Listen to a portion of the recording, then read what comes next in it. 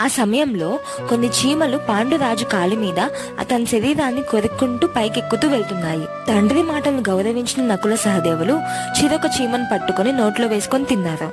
వెంటనే వాళ్ళ కళ్ళు బయలు కమ్మాయి. కాసేపు ఏమీ కనిపించలేదు.